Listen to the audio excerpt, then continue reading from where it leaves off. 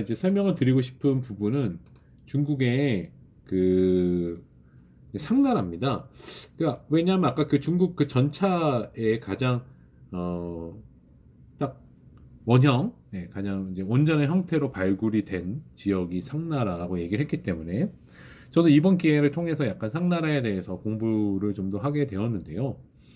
의외로 우리는 뭐 이렇게 뭐 상나라가 동이족이다 뭐 이런 뭐 얘기하시는 분도 계시고 제야사학자들 분 가운데, 근데 이제 오히려 동이족에 대해서 굉장히 적대적으로 산동 지방에 있는 동이족과 적대적으로 이 지금 빨간색으로 표시된 요 지역에서 일단 이제 황하 중류죠.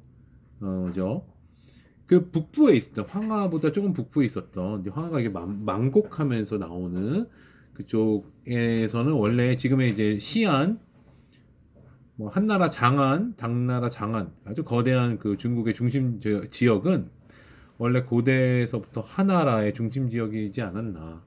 그 다음에 하은주에서 은은 이제 좀 더 낙양 지역으로 가고 주나라는 다시 원래는 다시 그 장안 그쪽 풍호라고 하는 지역으로 옮기죠. 우선은 그래서 이제 조금 더 서쪽에서부터 멀고 산동반도와 이제 허남 지금의 하남성 그쪽이기 때문에 조금 더 이제 주나라나 이런 쪽에 비해서는 이 북부 또는 서부에 있는 중앙 유라시아와의 좀 교류가 적지 않았나 이런 생각이 들었는데 이번 기회를 통해서 보니까 꼭 그렇지가 않아요. 한번 보겠습니다. 타마천 사기의 은봉기에 보면 이제 시조 설화가 있습니다. 이제 은의 상나라의 시조는 설이라고 하는, 우리 한자어로는 개자처럼 쓰지만 발음은 설이라고 합니다. 모친이 이제 간적이라고 하는 분이고 유융 씨의 딸이다 이렇게 사마천이 얘기를 하고 있습니다. 이제 간적, 유융 이런 때 앞글자 말고 뒷글자에 보시면 적, 북적, 오랑캐, 북적 오랑캐를 북적이라고 하잖아요.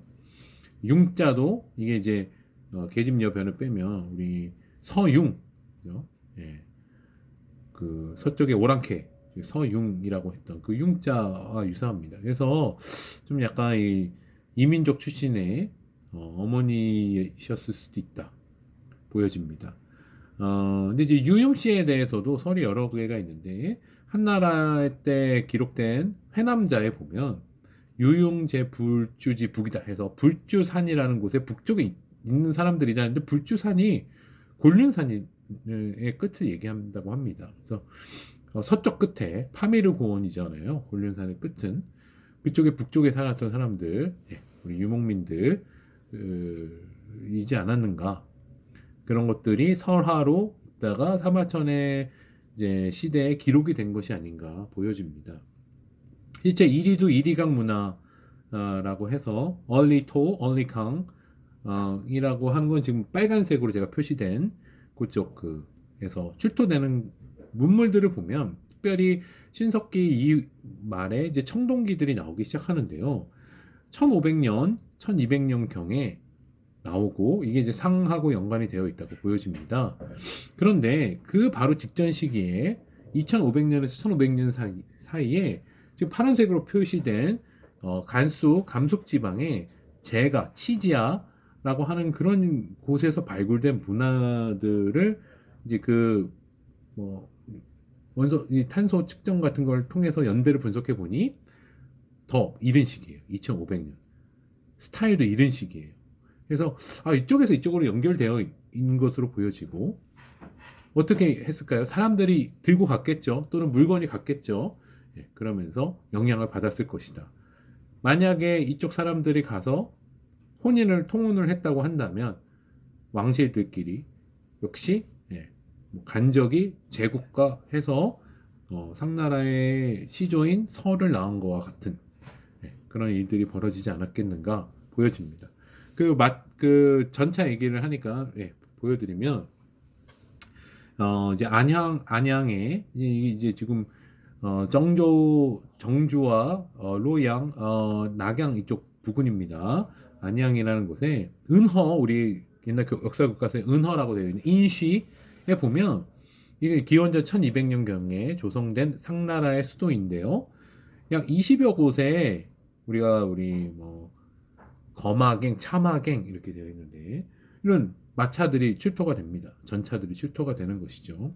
근데 이제 마차의 바퀴살 이건 이제 제 얘기가 아니고 백이트 교수님이 쓰신 책의 그 1권에 뭐죠? 1장의 챕터 1에 보시면 바퀴살 얘기를 하고 계세요. 바퀴살이 지금 아래쪽 그림의 왼쪽 우리 칼라로 되어 있는 게 지금 인시 은허에서 발굴된 그 천마갱의 바퀴살이 좀 많다.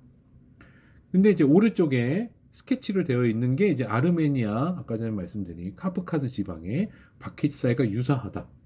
반대로 중동 지역 이집트라든지 이런 곳의 전차는 바퀴살이 훨씬 적다.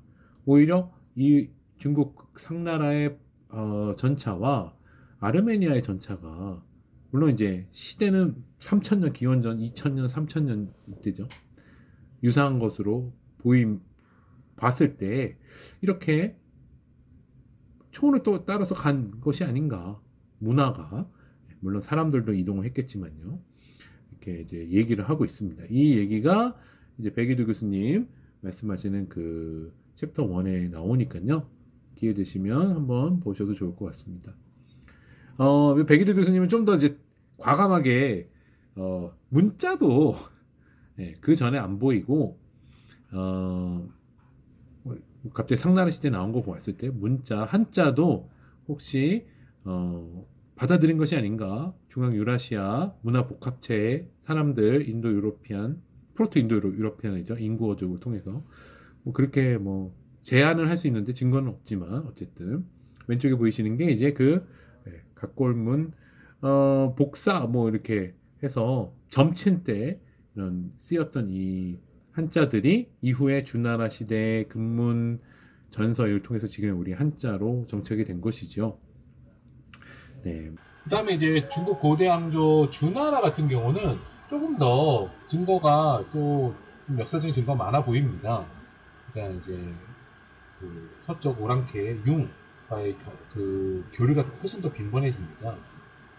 사마천 사기에 아까 전에 시조서라 맨 처음에 나왔던 게 이제 후직 이 뭐 강원 씨가 있고 이 광 씨가 우리 그 티벳계의 강족의 강 씨를 다르게 쓴 것이다. 백이두 교수님이 책에서 주장하고 계신데요. 강족의 그 강자는 그 우리 강원에 여기에 보시면 양양자의 밑에 계집녀가 있는 게 강원의 강자고 강족이라고 해서 옛날 베트남계 죄송합니다 티벳계의 강족은 양양자의 밑에 우리 아이 할 때 그 악자의 밑에 그 부분이죠 발 부분을 쓰는데요. 실제 그런 그 복사문 상나라 시대 각골문을 보면 그런 경우가 있었다고 합니다. 강족의 여자 노예를 이런 식으로 밑에 계집녀를 밑에 붙여서 쓴 경우도 있었다고 하는데요. 그 지금 제가 봤을 때는 여기서 강원이 강족 출신의 딸이라고 보기에는 좀 어려운 게 이제 사계 유태씨의 딸이다 이렇게 되어 있는데 유태씨는 염제라고 해서 중국의 사망오제죠. 염제 후손이고 황제와 함께 황제는 희수 또 염제는 강수 있었다 해서 그 강자 염제 후손들이 강자를 썼다라고 하는 거 봤을 때는 좀 약간 이 강원을 그 티벳계의 강족의 강자로 보기에는 좀 어려움이 있지 않은가 그런 생각이 듭니다. 좀 넘어가서요. 이제 한서에 보면 사기 한서에 이제 흉노전이 있는데요. 약간 주나라 왕실과 그 서용, 혼육 그런 흉노의 선조들과의 그런 밀접한 관계에 대해서 이야기를 하고 있습니다. 주왕실의 선조가 이제 원래 하나라의 관리였는데 사직을 하고 간 곳이 이제 융적이 살고 있는 빈이라고 하는 지역인데 거기서 300년을 살았다. 그리고 실제 기산이라고 해서 지금의 장안 시안 지역으로 이주를 하게 된 것도 역시 훈육과 융적 약간 그런 유목민들의 공격이 있어서이다. 그래서 굉장히 이제 300년 동안 교류가 빈번했다라는 걸 암시하고 있고요. 기원전 이제 771년 서주가 멸망한 것도 서주에서 이제 동주로 옮기고 그 다음에 춘추 전국이 시작이 되죠. 역시 우리가 잘 알고 계시다시피 견융이라고 하는 유목민들의 침입에 의해서 주나라가 최초로 멸망을 하게 되는데 뭐 완전히 뭐 그 유목민에 의해서 멸망한 건 아니고요. 그 당시에 이제 역사를 보시면 주나라의 그 유왕이라고 하는 포사라고 하는 그 여인에게 빠져가지고 폭정을 저지르는데 그 신후라고 하는 사람이 반란을 일으키는데 견융의 개입을 요청했다고 합니다. 이 부분은 좀 잘 아시는 부분이니까 넘어가겠습니다. 자, 이제 전차 말에 대해서 아까 전에 몇 가지 그 아르메니아 지역 뭐 그런 프르제 발스키 말 뭐 이런 거, 그 프르제 발스키라는 게 이제 그 러시아 학자인데요. 이분이 지금의 신강 지역을 이제 여행을 하시면서 야생 말인데 이제 야생 그 우리 현재 말의 선적격인 그거를 보게 되는 것이죠. 왼쪽 맨 아래에 보이시는 지금에도 중국 신장 지역에 가면 있다고 합니다. 기원전 2000년경에 가축화가 되는데요. 이 말과 함께 이제 전차는 신타슈타 페트로브카라는 곳에서 기원전 2400년에서 1800년 지금의 이제 제가 지도에 표시해 놓은 붉은색 우랄 산맥 이쪽에 이제 카자흐스탄과 러시아의 국경 지대죠. 이쪽에 이제 신타슈타 페트로브카에서 처음으로 전차가 발견이 된다고 합니다.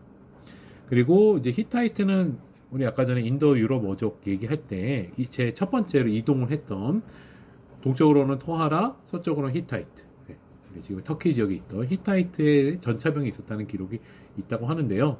히타이트의 그 전차는 인도 유럽 사람들이 이주해 가면서 가져간 건 아니고 나중에 수입이 된 것으로 보여지는 게 히타이트 기어 자체에서는 이제 전차에 대한 단어가 없다고 합니다. 나중에 이파 사람들이 옮겨가면서 받아들인 것으로 보여지는데 기록은 남아있다 얘기를 하고 있습니다. 히타이트는 여기 말 옆에 있는 그 지도에 보이시는 지금의 터키 지방에 있었던 나라입니다. 굉장히 강성해서 그 저기 이집트하고도 전쟁이 벌어지고 그렇죠. 네. 오른쪽에 보이시는